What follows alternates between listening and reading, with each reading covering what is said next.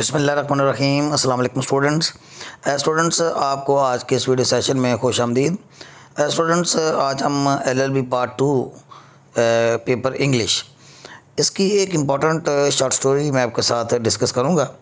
और स्टूडेंट्स, इस वीडियो में मैं आपके साथ इसकी सिर्फ उर्दू में जो ब्रीफ समरी और क्रिटिकल एनालिसिस है वो आपके साथ मैं शेयर करूंगा, ताकि इस चैप्टर से रिलेटेड जो नेक्स्ट 2 वीडियोस होंगी उन वीडियो को आप अच्छी तरह समझ सकें। स्टूडेंट्स, ये वीडियो पहली वीडियो है द स्टुअर्ट कहानी की।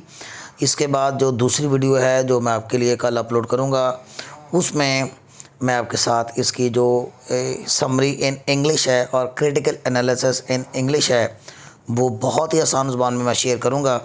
और इसके बाद इसी द स्टुअर्ट स्टोरी की जो तीसरी वीडियो होगी उसमें मैं आपके साथ इसके जो मोस्ट इम्पॉर्टेंट क्वेश्चन और फ्रीक्वेंटली आस्क्ड और हाईली एक्सपेक्टेड क्वेश्चन जो है वो मैं डिस्कस करूँगा बहुत ही आसान ज़ुबान में।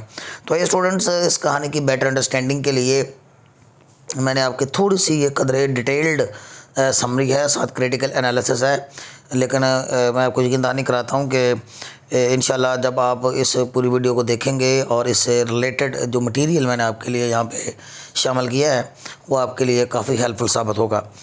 तो स्टूडेंट्स, मोबाइल को रोटेशन के ऑप्शन पे लगा के इसे फुल जूम पे देखिए ताकि इस वीडियो की विजिबिलिटी आपके लिए बेहतरीन हो। स्टूडेंट्स, कहानी का नाम द स्टुअर्ट है। द स्टुअर्ट जो है ये एक हाईली सिंबॉलिक एक स्टोरी होगी। आगे चल के जब इसके मैं तीसरी वीडियो में क्वेश्चंस डिस्कस करूंगा तो आपको इसका अंदाज़ा होगा।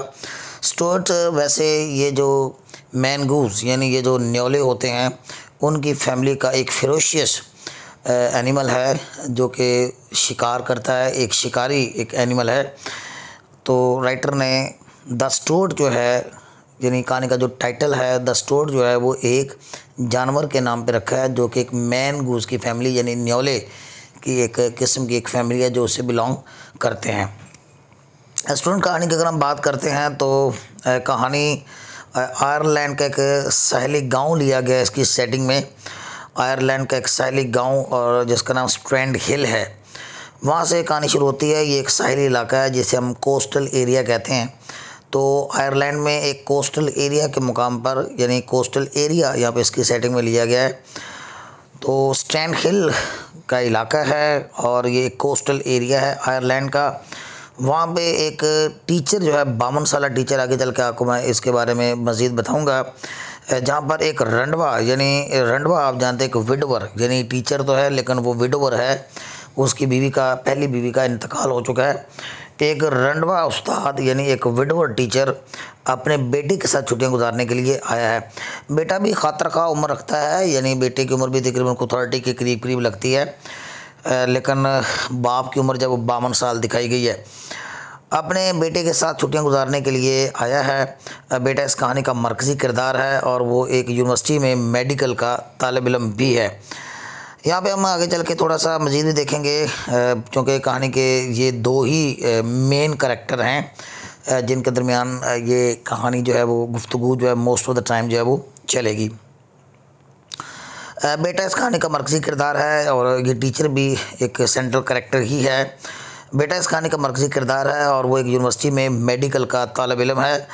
बाप 52 साल का एक बूढ़ा टीचर है जो किसी हद तक अपनी मुलाजमत से गैर मुतमईन भी है।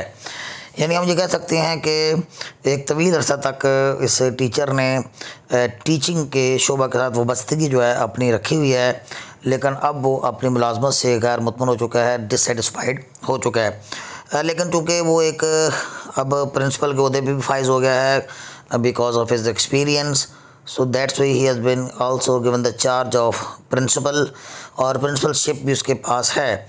और लेकिन वो नौकरी छोड़ने के मूड में नहीं है। ज़ाहिर बात है कि इस उम्र में इस टीचर को एक अच्छी सैलरी मिल रही है, लेकिन still he is attached to his job. वो अपनी नौकरी छोड़ने के मूड में नहीं है। बेटा जब मैदान में गोल्फ़ खेल रहा होता है, अब चूँकि ये दोनों साहिली इलाके पे वहाँ पे गर्मियों की तातीलात यानी जिन्हें हम समर वेकेशंस कहते हैं गुजारने के लिए आए हैं, तो बाप जो है वो सेटिंग में, यानी कहानी में हम देखते हैं कि एक कुर्सी पे बैठा हुआ एक अखबार पढ़ रहा है, और जबकि बेटा जो है वो गोल्फ़ खेलने के लिए चला जाता है। साथ ही सामने ही एक फील्ड है, एक ग्राउंड है, गोल्फ़ कोर्स जिसे हम कहते हैं, और उस गोल्फ़ कोर्स में वो खेलने के लिए चला जाता है। और बेटा जब मैदान में गोल्फ़ खेल रहा होता है तो उसकी नज़र एक ज़ख्मी खरगोश पर पड़ती है। अब यहाँ पे एक वाक़या हुआ है, जब वो गोल्फ़ खेल रहा था तो उसे एक इंजर्ड रैबिट नज़र आता है, यानी एक ज़ख्मी, एक वुंडेड रैबिट जो है वो उसे नज़र आता है। और इस खरगोश को एक स्टुअर्ट, यानी हमारी कहानी का जो मैंने आपको बताया कि टाइटल है, और ये एक फेरोशियस एनिमल है, जो मैंने आगे जाके इसकी वजाहत भी कर दी है।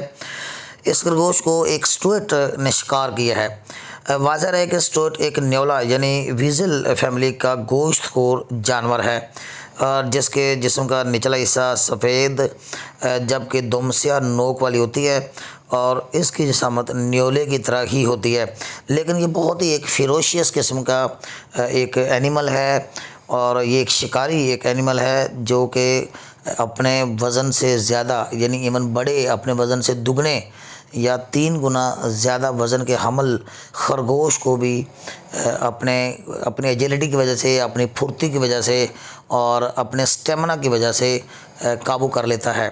और इसके नोकीले दांत होते हैं, और आमतौर पर ये गर्दन के हिस्से पर अटैक करते हैं ताकि वो रैबिट की जुगुलर वीन को काट दें। इसी तरह ही यहाँ पे इस कहानी में भी कुछ ऐसा ही हुआ है। खरगोश चीख भी रहा था, और उसने खरगोश को फ़ौरन ना देखा था, लेकिन उसने उस स्टुअर्ट की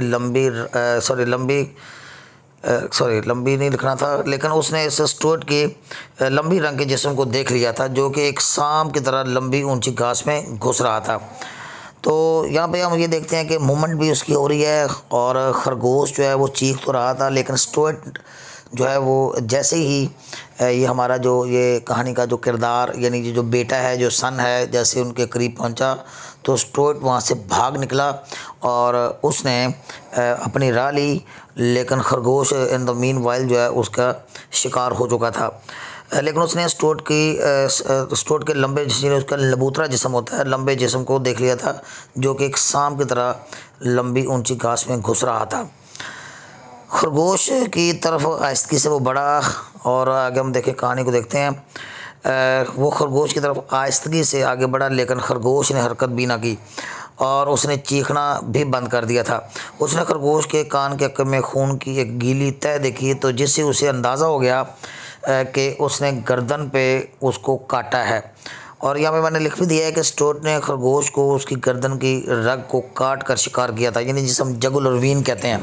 हमारी बुक पे ये वर्ड जो है यूज़ किया गया, जुगुलर वीन, यानी उसकी रग को काट कर शिकार किया था।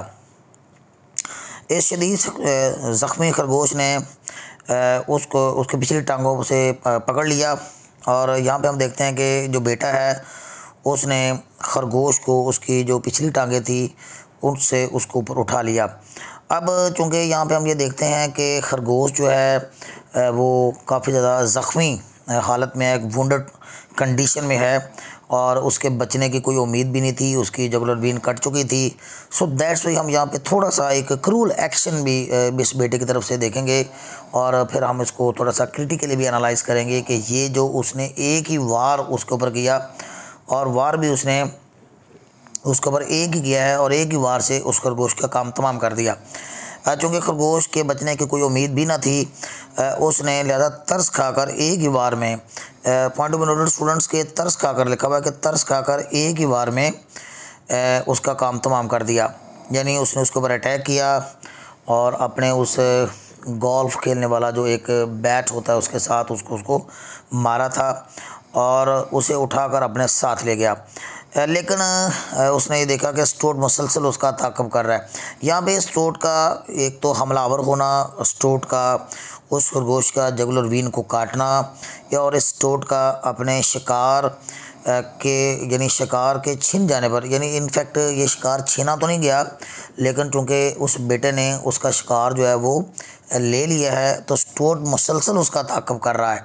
यानी एक ह्यूमन बीइंग ने वो ये देखना चाह रहा है कि क्यों उससे उसका जो शिकार है वो उसे छीना है, लेकिन वो स्टुअर्ट मुसलसल उसके ताक़ब में रहेगा। स्टूअर्ट मुसलसल उसका ताक़ब कर रहा है। लड़का खरगोश को लेकर अपने वालिद के पास ले गया। उन्होंने एक झोंपड़ी किराए पर वहाँ पे ले रखी थी कोस्टल एरिया पे, चूँकि ये लोग छुट्टियाँ गुजारने के लिए बाप बेटा दोनों आए हैं। सो दैट्स वाई वहाँ पे उन्होंने एक झोंपड़ी एक कॉटेज है वो उन्होंने रेंट पे ली हुई है। दरअसल उसका वालिद हर साल अगस्त में स्ट्रैंड हिल में ये झोंपड़ी किराए पर लेता था। अगरचे खरगोश मर चुका था, मगर फिर भी बेटे ने देखा कि स्टूअर्ट मुसलसल खरगोश के पीछे पड़ा हुआ था। तो ये स्टूअर्ट जो है आप जानते हैं कि हम कहानी में आगे चल के मुसलसल इसको सिंबॉलिक सेंस में देखेंगे जब हम इनके क्वेश्चंस करेंगे कि स्टूअर्ट का मुसलसल इस तरह अपने शिकार के पीछे लगा रहना जो है किस चीज़ को सिग्निफाई करता है। आगे देखते हैं। ऐसा लगता था कि खरगोश ने स्टूअर्ट के जानलेवा हमले से बचने के लिए खरगोश को एक कॉलोनी से दूसरी कॉलोनी तक भाग दौड़ की थी। आखिरकार वो स्टूअर्ट का शिकार हो गया। यहाँ पे थोड़े से वो कहानी को मैंने चूँकि डिटेल्ड कोशिश की है कि डिटेल्ड भी हो और जिसमें जो तमाम अहम इसके जो पॉइंट्स हैं वो भी ज़ेर बहस आ जाएँ। तो दैट्स वाई मैं आपको ये बताता चलूँ कि ये जो स्टूअर्ट नामी एनिमल होता है इनके अंदर स्टेमिना बहुत ज़्यादा होता है। आप यूट्यूब पे पड़ी कुछ और वीडियोस भी देखें और स्टूअर्ट जिस तरह से अपने शिकार को किल करता है, अपने शिकार को जिस तरह से टारगेट करता है और जिस तरह से स्टूअर्ट जो है अपने शिकार को अपने स्टेमिना की वजह से जिस तरह से उसको सताता है टीज़ करके और फिर उसके जो है उसको बार बार उसको और काट कर जो है वो उसको जिस तरह से मारता है वो देखने के लायक है। तो इस तरह से आपको स्टूअर्ट की शिकार करने की एक हैबिट का रूटीन का भी अंदाज़ा होगा। तो बहरहाल जी नेक्स्ट देखते हैं। उसका वालिद एक अखबार यानी द इंडिपेंडेंट, ये अखबार का नाम है, द इंडिपेंडेंट का झोपड़ी के लॉन में बैठकर मुताला कर रहा था। वालिद के इस्तफसार पर यानी वालिद के पूछने पर बेटे ने खरगोश और स्टूअर्ट का पूरा किस्सा सुना दिया कि ये खरगोश किस तरह से उसके हाथ लगा है और स्टूअर्ट ने किस तरह से इस खरगोश को अपना शिकार किया था। तो लड़के के वालिद ने कहा कि ये मरा हुआ खरगोश तुम्हारे चाचा और तुम्हारे लिए तहकीक करने का एक नया सामान साबित होगा। This is very important student. अब यहाँ पे नोट करें कि वालिद ने उसको दरअसल एक तंज़िया तौर पे ये बात कही है, चूँकि कहानी आप डिटेल में जब सुनेंगे तो आपको मालूम होगा कि बेटा जो है वो पहले ही जो है वो इंटरेस्टेड है अपने चचा के साथ उसकी अटैचमेंट ज़्यादा है क्योंकि उसका चचा जो है वो क्या है एक सर्जन है, उसका चाचा जो क्या है वो एक सर्जन है और जबकि बेटा जो है वो भी डॉक्टर बनने की जस्तजू में लगा हुआ है। सो दैट्स वाई बेटे का जो झुकाव है वो अपने चचा की तरफ ज़्यादा है, जबकि वालिद साहब से वो थोड़ा सा नाला ही है और वालिद साहब के साथ उसका मजाज जो है वो ख्यालात जो है वो नहीं मिलते। तो दैट्स वाई वो अपने बाप में इतना ज़्यादा इंटरेस्टेड नहीं है। तो दैट्स वाई बाप ने उसे तंज़न कहा है कि ये तुम्हारे लिए और तुम्हारे चचा के लिए तहकीक का बायस बनेगा। वैसे भी वो चूँकि सर्जन है, सर्जन डॉक्टर है, so that's why it would be very good chance for the surgeon to investigate over the wound, जो कि अभी खरगोश को जो वूंड लगा है, जो ज़ख़म लगा है, इसके लिए वो उसके लिए तहकीक का एक नया सामान बनेगा। दरअसल लड़का अपने चाचा जो कि एक सर्जन डॉक्टर है उससे गहरा और करीबी ताल्लुक़ रखता है, इसीलिए लड़के ने अपने चाचा की तरह सर्जन बनने का इरादा कर रखा है। और ये भी चल के हम आगे क्रिटिकली जब हम क्वेश्चंस को डिस्कस करेंगे तो ये पॉइंट भी इम्पोर्टेंट होगा। इसलिए लड़के ने अपने चाचा की तरह सर्जन बनने का इरादा कर रखा है। बेटे के वालिद और उसके चाचा बेटे का जो वालिद है वो उस लड़के का और चचा का जो आपस में ताल्लुक़ है उसको एक रश्य की निगाह से भी देखता है, क्योंकि उन चचा का और उसके बेटे का आपस में एक आइडियल एक रिलेशनशिप है। यहाँ ये पहलू वजाहत तलब है कि बेटा अपने चचा के साथ इसलिए ज़्यादा मुंसलिक है क्योंकि उसके चचा उसको मुनासिब वक़्त देता है और वो दोनों बाहमी दिलचस्पी के अमूर पर बातचीत भी करते हैं, क्योंकि उसका चचा उसको मुनासिब वक़्त भी देता है, उसे प्रॉपर टाइम देता है और वो दोनों बाहमी दिलचस्पी के अमूर पर बातचीत भी करते हैं। लिहाजा वो अपने बाप की निस्बत अपने चचा से ज़्यादा तामीरी बातें करता है, क्योंकि कहानी के दौरान हमने आगे चल के देखना है, कहानी में हमें पता चलता है कि बाप को सिर्फ़ और सिर्फ अपना एक जीवन साथी ढूंढने की फ़िक्र है और बाप जो है इसी मकसद के लिए यहाँ पे आया हुआ भी है और उसने अखबार के अंदर ऐड भी दे रखे हैं, इश्तिहारात भी दे रखे हैं, और जिसमें वो अपने स्टैंडर्ड की, अपने क्राइटेरिया के मुताबिक जो है कोई जीवन साथी जो है यानी दूसरी बीवी जो है वो तलाश करने में लगा हुआ है। यहाँ हम देखते हैं कि हमें पता चलता है कि बाप को सिर्फ़ और सिर्फ अपना एक जीवन साथी ढूंढने की फ़िक्र है, वो भी अपनी मनमानी शराइत पर। लड़के के वालिद की ख्वाहिश थी कि वो अपने बेटे को एक बैंकर यानी बैंक में मुलाजम करने वाला बनाए, मगर लड़का अपने चचा के साथ मुंसलिक है। वालिद ने जब लड़के से पूछा कि तुम इस मरे हुए खरगोश के साथ क्या करोगे, क्या करने का इरादा रखते हो, तो बेटे ने कहा कि वो उसकी खाल उतार कर पकाएगा। फिर बाप और बेटे के दरमियान Miss McCabe, this is very important character, ये भी कहानी का हमारा तीसरा किरदार है, मिस मैकैब। और इससे जुड़े हुए कुछ हमारे 2-3 अहम क्वेश्चंस भी एग्ज़ाम में आते हैं। मैं आपको जो वीडियो नंबर 3 जो है इस कहानी की जब मैं अपलोड करूँगा तो उसमें आपको डिस्कस कर दूँगा। फिर बाप और बेटे के दरमियान मिस मैकैब के बारे में बात होने लगती है। बाप का एक स्कूल प्रिंसिपल है और जैसे कि मैंने आपको बताया कि लड़के का जो बाप है वो एक स्कूल का प्रिंसिपल था। और यहाँ पे हम थोड़ा सा तंज़न उसके ऊपर क्रिटिकल एनालिसिस करते हैं तो एक नाम नेहाद परफेक्शनिस्ट है, यानी वो बराए नाम का इस सिर्फ एक परफेक्शनिस्ट है, अपने आप को परफेक्शन और का हामल समझता है, अपने आप को परफेक्ट समझता है और परफेक्शनिस्ट है। और वो इस ढलती उम्र और बुढ़ापे में एक साथी की तलाश में भी है। इस मकसद के लिए उसने अखबार में, जैसा कि मैंने आपको पहले बताया कि वो उसने अखबार में इश्तिहार भी दे रखा है। ख़ुद वो एक खामियों से भरा शख्स है। This is very इरोनिकल।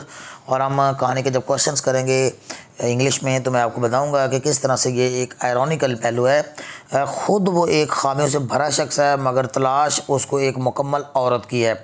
दूसरे अल्फाज में उसका मियार बहुत बुलंद है।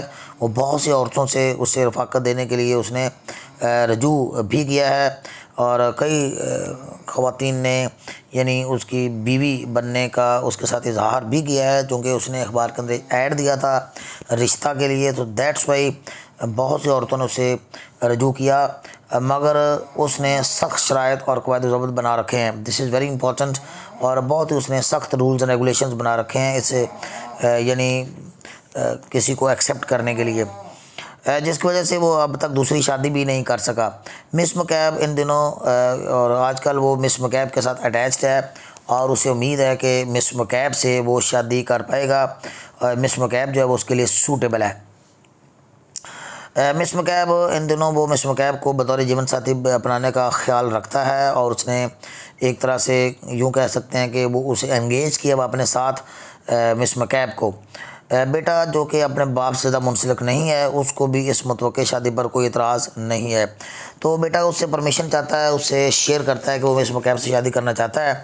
तो बेटा ने, चूँकि मैंने आपको बताया कि आइडियल रिलेशंस नहीं कायम किए हुए अपने बाप के साथ, सो दैट्स वाई वो अपने बाप की इस शादी पर कोई इतराज़ भी रेज़ नहीं करता। ताम कहानी उस वक्त मोड़ लेती है, ये इंपॉर्टेंट पॉइंट होगा, कहानी उस वक्त मोड़ लेती है जब मिस मैकैब को हल्का सा हार्ट अटैक यानी दिल का दौरा पड़ता है। कहानी में इस मौका पर बूढ़े प्रिंसिपल की खुदगर्जी और असल शख्सियत भी अय्यां हो जाती है, यानी मिस मैकैब को अचानक हार्ट अटैक हो गया और वो हस्पताल में दाखिल करवा दी गई। और ये जो बेटा है अपने, ये बाप जो है अपने बेटे के साथ मिस मैकैब का वहाँ पे पता लेने के लिए जाता है, लेकिन उसे जब वहाँ पे जाके पता चलता है कि उसकी हालत जो है वो उसको अटैक यानी हार्ट अटैक हुआ है, तो वो वहाँ से ही मिस मैकैब को बताए बगैर ही वहाँ से मूव कर जाएगा। यहाँ पे खुदगर्जी आप नोट कीजिए कि इस बूढ़े उस्ताद की या इस बूढ़े प्रिंसिपल की खुदगर्जी किस नौइयत की है। तो कहानी में इस मौका पर बूढ़े प्रिंसिपल की खुदगर्जी और असल शख्सियत भी अय्यां हो जाती है। वो अपनी पहली बीवी की मौत से पहले ही चकराया हुआ है। ज़ाहिर बात है कि वो अपनी पहली बीवी को लूज़ कर चुका है, उसकी पहली बीवी नहीं रही और अब भी वो एक ऐसी बीवी चाहता है जो कि उसके लिए एसेट साबित हो, एक असासा साबित हो, ना कि उसके लिए एक लायबिलिटी साबित हो। लिहाजा मिस मैकैब के हार्ट अटैक का सुनकर वो उसे शादी करने के ख्यालात को जहन से निकालने का फ़ैसला कर लेता है और इसकी वजह खुदगर्जी पर ज़ाहिर बात है। और इस बेवजह की खुदगर्जी पर अफसोस उस वक्त ज़्यादा होता है जब वो मिस मैकैब को बताए बगैर ही उसे तलका तोड़ने का फ़ैसला कर लेता है। तो ये उसने ब्रेकअप कर दिया है और ब्रेकअप उसने उससे किया है मिस मकैब से, लेकिन उसने मिस मकैब को बताया तक नहीं। शायद वो दूसरी बीवी को अपने हाथों से दफन नहीं करना चाहता। हम कह सकते हैं कि ये बूढ़ा प्रिंसिपल एक औरत से दूसरी औरत से एक ऐसी औरत से दूसरी शादी करना चाहता है जो उसके लिए असासा साबित हो, ना कि उसके लिए एक ज़िम्मेदारी, एक लायबिलिटी, एक रिस्पॉन्सिबिलिटी। और यहाँ पे हम इसकी फाइनल लाइंस को देखते हैं। इसका मिस मकैब को इत्मीनान में लिए बगैर शादी ना करने का फ़ैसला उसकी बुज़दिली को भी, यानी उसकी कवर्डाइज़ को भी ज़ाहिर करता है और वो ख़ुद अपनी ज़िम्मेदारी निभा नहीं सकता। यहाँ पे हम ये क्रिटिकल एक पहलू एक हम डिस्कस कर रहे हैं क्रिटिकल एनालिसिस के तौर पर। वो ख़ुद अपनी ज़िम्मेदारी निभा नहीं सकता और दूसरों से मुकम्मल तावन की तवक्को रखता है, बल्कि वो अपनी ज़िम्मेदारियों से फ़रार होने की कोशिश भी करता है। और यहाँ पे हम कहानी का आखिरी पैराग्राफ देखते हैं और जिसमें कहानी के जो मैक गहम जो है, इसकी जो राइटर है, कहानी के अंजाम पर मुसन्नफ़ कहानी का तीसरा पैराग्राफ दोहराता है जिसमें न्योले के खरगोश के ताक़ब करने के अमल की अलामती तौर पर वजाहत भी होती है। बाप को अलामती तौर पर एक स्टुअर्ट की सूरत में दिखाया गया है। यहाँ पे हम ये अगर हम क्रिटिकल एनालिसिस करते हैं तो बाप को यहाँ पे एक स्टुअर्ट की शक्ल का एक एनिमल यहाँ पे दिखाया गया है, जबकि खरगोश मिस मकैब की अलामत है। और खरगोश का कत्ल लड़के के बाप और मिस मकैब के दरमियान अचानक ख़त्म होने वाले ताल्लुक़ को भी ज़ाहिर करता है। अब ये बूढ़ा शायद दोबारा मज़ीद मुख्तलिफ़ औरतों से रुजू करेगा और उन तमाम को रद्द कर देगा, क्योंकि उसका जो मेयार है वो बहुत सख्त है, जो कि उसके सख्त मेयार पर पूरा नहीं उतरेंगी। तो स्टूडेंट्स, ये थी आपके लिए आज की द स्टुअर्ट नामी शॉर्ट स्टोरी की आपके लिए मैंने ये जो उर्दू में लिखी गई स्टोरी थी वो आपके साथ मैंने शेयर की है। इसके बाद जो नेक्स्ट वीडियो होगी उसमें स्टूडेंट्स में आपके लिए इसका इंग्लिश में जो है बहुत आसान ज़ुबान में लिखा गया जो क्रिटिकल एनालिसिस है और इसकी जो समरी है वो आपके साथ मैं शेयर करूंगा। और इसके बाद जो तीसरी वीडियो होगी उसमें इसके हम मोस्ट इंपॉर्टेंट क्वेश्चन भी डिस्कस कर लेंगे। होपफुली स्टूडेंट्स हमारी आज की वीडियो जो है आपके लिए यूज़फुल साबित होगी। Okay students, till next video, अल्लाह हाफिज़।